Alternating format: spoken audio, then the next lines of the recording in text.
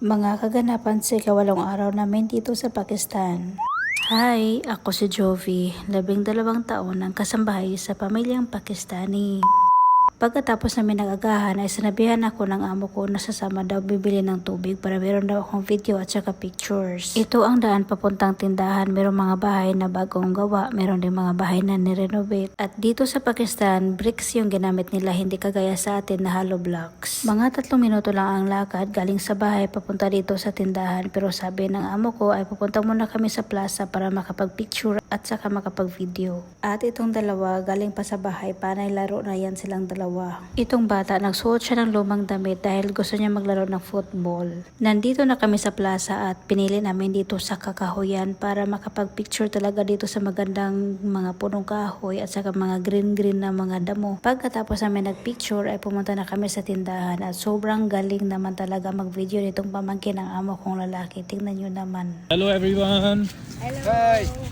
How are you, young man? I'm good. Good. Hello. We came just for walk.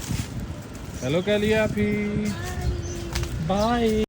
O diba, sobrang galing mag-video. Pagkarating namin dito sa tindahan ay ang una naming pinili ay ang tubig. Tapos nagpili-pili kami dito sa ice cream na mga maliliit. Pero sabi ng amo ko ay yung mga malalaking ice cream na daw yung bibilhin namin para sa bahay na kami kakain at saka malakihan na daw meron pang balunan. Hindi na rin kami nagtagal. Pagkatapos namin nakabili ay mauwi na din kami kaagad. 4 na tubig yung binili namin kasi sobrang lakas namin uminom ng tubig. Meron namang tubig sa bahay pero last year pagbisita nila dito yung ako umuwi sa Pilipinas, nag-alboruto yung tiyan nila, nakalibanga sila, kaya ngayon ay bumili na lang sila ng sariling tubig para iwas guro-guro sa tiyan ba. At dito may mga tindang mga prutas at saka gulay. At may nakita akong bao-bao na green ang kulay at binidyohan ko talaga siya kasi natuwa ako, nakakita ako ng bao-bao ba.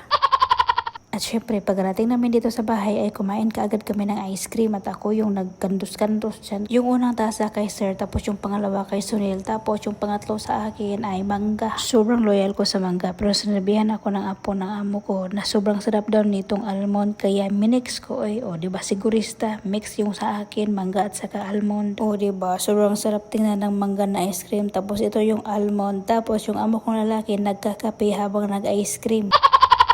Hindi ko na sila binidyohan kasi nahiya ako ba kasi dito sa kusina nag-video ako at saka nag-picture tapos sinupload ko yung picture ng tagaluto nila dito pero pinadelete niya kasi daw hindi siya nakasuot ng scarf kaya hindi na ako nag-video sa kanila habang kumakain kami ng ice cream kasi nga hindi sila nakasuot ng scarf. Sa mga Pakistani lalo na yung mga may asawa na sobrang importante sa kanila ang tapata or ang scarf. At pagkatapos namin kumain ng ice cream ay pumunta ako dito sa rooftop para kunin yung mga sinampay ko at nagbihis na din ako kasi sabi ng amo kong lalaki ay shopping daw kami ni madam at saka yung asawa ng pamangkin ng amo kong lalaki. Pagkatapos namin nagbihis, sabi na naman nila na hindi muna kami pupunta mag-shopping pagkatapos na daw kuno ng iftar. Kaya pupuntahan na lang namin ang bahay na pinagawa ng mga pamangkin ng amo kong lalaki. Yung magkakapatid, magkatapat lang din yung bahay nila. Malaki ang bahay na pinagawa nila. Ito yung sa pamangkin ng amo kong lalaki na nasa bahay ng mga amo ko ngayon nakatira. 2 malalaking kwarto dito sa baba, tapos may sala, may kusina, may CR. Tapos aakyat tayo dito sa hagdan, ganun lang din ang forma dito sa itaas. Doon sa baba, mayroong 2